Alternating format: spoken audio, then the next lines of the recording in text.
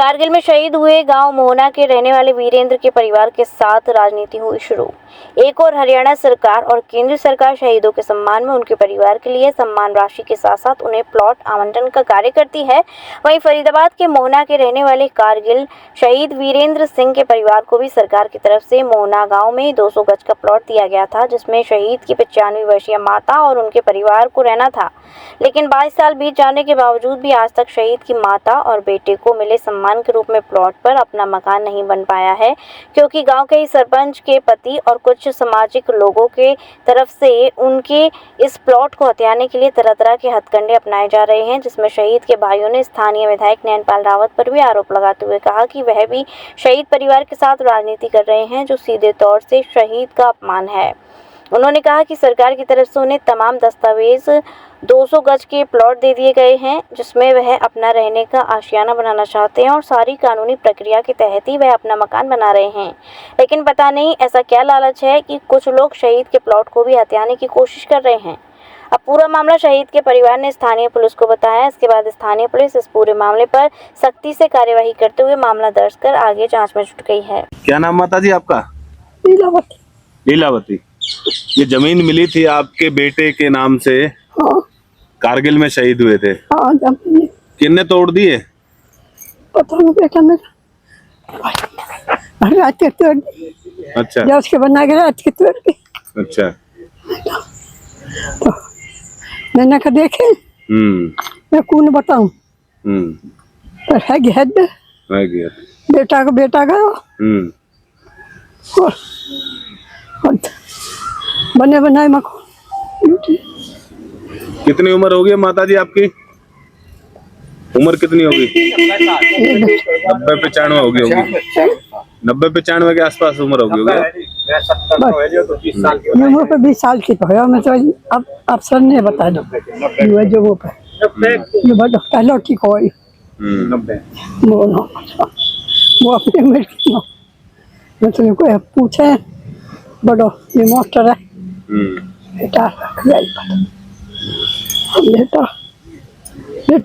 का कहा आज जब 4 सगज मिली सब बाबू रहा मैं लियो बेटा मेरा तो छोटो उठो दिन कब से काम करवा दे। तो कितने साल बाद मिली है जमीन आपको? ये कितने साल बाद मिली थी जमीन? जमीन तो लगे पर यही भाई बनाई ना हुई। अच्छा। हाँ, अब बनाई अब 100% ठीक है। ठीक है।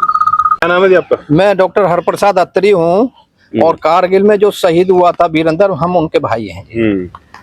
उस टाइम जब कारगिल में शहीद हुआ था हमारे भाई को सेना मेडल मिला था और सीएम ने अनाउंसमेंट किया था कि भाई हम शहीद परिवार को 200 गज का प्लॉट देंगे। और हमारे जो सरपंच थे उस टाइम, किशन सरपंच, उन्होंने भी विचारों ने बहुत बढ़िया सहयोग किया। उन्होंने रेजुलेशन करके चंडीगढ़ में हमारा भिजवा दिया, विधानसभा में चौटाला साहब ने पास कर दिया था। अब इसकी रजिस्ट्री जो हुई थी, अब रजिस्ट्री होने के बाद में पता नहीं क्यों हम तो विधायक नैनपाल रावत का बहुत सम्मान करते हैं और अच्छा पढ़ा लिखा आदमी है। हमने कभी भी उनके लिए कोई मान सम्मान में कमी नहीं छोड़ी। हमारा विधायक है और हम सभी ने ही बनाया यार। हम नहीं तो हमें किसी चाचा ताऊ ने, रिश्तेदारों ने, सभी ने तो बनाया हमने मिलके। तो अब जो हम पूरा हमारी बिल्डिंग बन गई थी तो हमें बीडीओ साहब ने, पूजा शर्मा है, बीडीओ साहब ने बुलाया वहां पर। तो बीडीओ साहब ने हमसे कहा कि हमें आपसे एक रिक्वेस्ट है कि हमारी फांसी लग रही है, हमारे गले पे पैर लगा हुआ है, आप कृपया करके इस जमीन को यहाँ ना लेके दूसरी जगह ले लो। मैंने कहा मैडम जी ऐसी क्या बात है, ये तो हमारी सरकार देशभक्तों की है और हमने कुर्बानी दी है।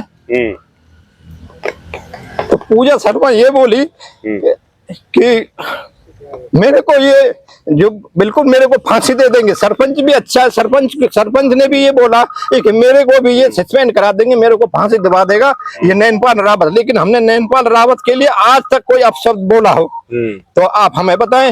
लेकिन हमने नैनपाल रावत जो हमारे लिए इस तरह, ये तो हमारी तो देशभक्त सरकार है और हमारे देशभक्ति का हम ही के ऊपर देशभक्ति, ये बहुत अच्छी बात नहीं है। और रही बात ये, अगर हमें ये नैनपाल रावत गांव से भगाना चाहता है तो गांव से भागने के लिए तैयार है। तो मतलब ये एक तरीके से शहीद परिवार को लेकर के राजनीति हो रही है। ये शहीद परिवार के लिए जो है ना, ये बहुत बड़ा सम्मान दे रहे हैं नैनपाल रावत। इस तरह की हमारे उस पर राजनीति करके ये अपना आप जो है ना बहुत और नाम चमकाना चाहते हैं। हम तो दुआ कर रहे हैं कि ये नैनपाल रावत और तरक्की करे, इस तरह जो है राजनीति करते रहे परिवारों पे, शहीद परिवारों पे। पर हम बद्दुआ नहीं देंगे इसको। लेकिन ये चाहे हमारा नाश पे बैठा हो, हम गांव छोड़ जाएंगे अगर ये नैनपाल रावत हमें गांव छोड़वाने के लिए तैयार। क्या नाम है सर आपका? मेरा नाम है विजेंद्र सिंह। विजेंद्र जी, आज ये तोड़फोड़ की गई है आपके जमीन पर, क्या मामला है? क्या जमीन थी, किस लिए दी गई थी आपको? ये शहीद वीरेंद्र सिंह की उसमें माता जी को दी गई थी और इसे अब हम बना रहे थे, पूरा हो चुका था। रात को ये तोड़ दी गई है। अच्छा, कौन तोड़ के गए हैं? ऐसा जी पहले ही उसकी कॉपी दे जो 3 आदमियों की, जो 4 आदमियों के नाम पहले ही FIR में दर्ज है। अच्छा, उनके खिलाफ पहले FIR करवा चुके हैं जो उन्होंने पहले के दिन ही पकड़ा गया। कौन हो? 4 लोग। जोगिंदर, जीता पहलवान है, नहीं जीता पहलवान, और उस क्या नाम है, एक बाबू सीसराम का, बाबू, एक सतबीर घनश्याम का। तो ये लोग क्या दिक्कत क्या है इन लोगों को इस जमीन से? उन्हें ये वो कहते हैं कि भाई अभी इन्होंने पहले ये था कृषि भवन, और 5, 7, 10, 20 दिन से जो है ना इस पर पुतवा करके शहीद ये लिख दिया है सैनिक भवन। ये तो हमारी जमीन है, जबकि उनके पास कोई रिकॉर्ड नहीं है। पुलिस ने भी मांग लिया, जहाँ भी मांगा हमने सब कागज दिखाए, उनके पास कोई रिकॉर्ड नहीं है इस चीज का। ठीक है, सैनिक भवन पर उन्होंने कब्जा किया हुआ है। उस महंगी बिजली बिल की समस्या से छुटकारा पाइए, सोलर सिस्टम लगाइए। जी हां, आपके लिए बेहद आसान हुआ सोलर सिस्टम लगवाना। संपर्क करें Amity electronics corporation, Krishna Nagar, Mathura. जैसा कि मैंने आपको बताया कि भाई इसका ROI 25% है, यानी 25% का रिटर्न है। इसके हिसाब से देखा जाए तो जो लागत आप लगा रहे हैं वो लागत आपकी 4 साल में निकल आएगी।